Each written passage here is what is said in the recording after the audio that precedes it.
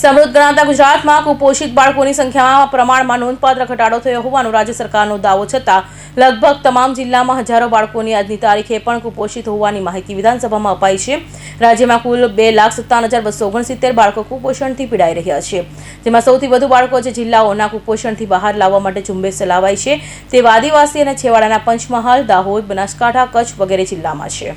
ગુજરાત વિધાનસભાના કોંગ્રેસના ધારાસભ્યો દ્વારા વિવિધ જિલ્લામાં જાન્યુઆરી 2026ની સ્થિતિ, કેટલા બાળકો ઓછા વજનવાળા અને અતિ ઓછા વજનવાળા મળીને કુપોષણથી પીડાય છે તેની જાણકારી માંગતા સવાલો પૂછવામાં આવ્યા હતા, જેના લેખિત જવાબમાં મહિલા અને બાળ કલ્યાણ વિભાગે જણાવ્યું હતું કે કુપોષિત બાળકોની સંખ્યામાં લગભગ દરેક જિલ્લામાં મોટો ઘટાડો નોંધાયો છે।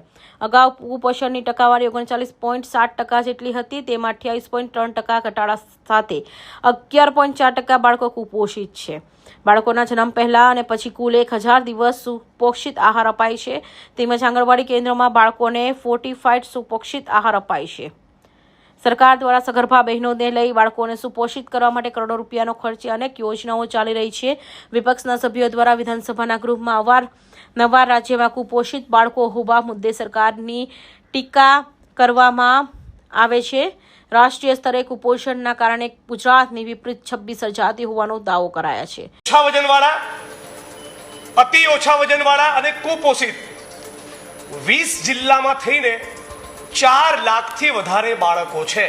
રાજ્યના માનનીય મુખ્યમંત્રીશ્રીએ વિનંતી કરી છે કે દાદાનું બુલડોઝર જેમ બધે ફરે છે એમ કુપોષણ ઉપર પણ ફરી મળે અને ગુજરાતના, દેશના, દુનિયાના પબ્લિક હેલ્થના, ન્યુટ્રિશનના કેટલાક તજજ્ઞોને, એક્સપર્ટ્સને ગુજરાતની સરકારે કન્સલ્ટ કરી આપણું ગુજરાત એ કુપોષણ મુક્ત બને એનો સંકલ્પ કરવો જોઈએ। ડૉક્ટર બાબા સાહેબ આંબેડકરના ઐતિહાસિક મહાડ સત્યાગ્રહને 100 વર્ષ થવા આવ્યા, પણ ગુજરાતના સેંકડો હજારો ગામમાંથી આજે પણ અસ્પૃશ્યતાનું કલંક દૂર થયું નથી। મારા દ્વારા પૂછવામાં આવેલું હતું કે ગીર સોમનાથ જિલ્લા અને જુનાગઢ જિલ્લામાં કુપોષિત પીડાતા બાળકોની સંખ્યા કેટલી, ત્યારે મને જવાબ દેવામાં આવેલો હતો કે 5,189 ગીર સોમનાથ જિલ્લામાં અને જુનાગઢ જિલ્લામાં 5,102।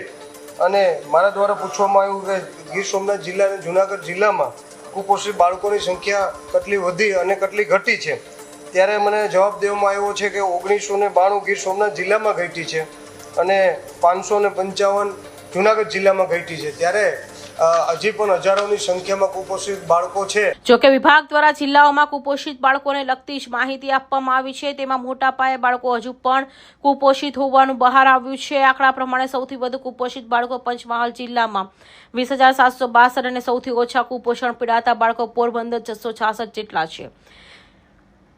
2,11,635 બાળકો ઓછા વજનવાળા અને 45,364 બાળકો અતિ ઓછા વજનવાળા છે। અમદાવાદ અને ગાંધીનગર જેવા એકંદર સમૃદ્ધ ગણાતા જિલ્લાઓમાં પણ 6,000થી વધુ બાળકો કુપોષણથી પીડાય છે। અમદાવાદ જિલ્લામાં બાવળા તાલુકામાં સૌથી વધુ 896, વિરંગામમાં 730, રસકોઈમાં 680, સાણંદમાં 655 અને ધોળકામાં 621 જેટલા બાળકો કુપોષિત છે।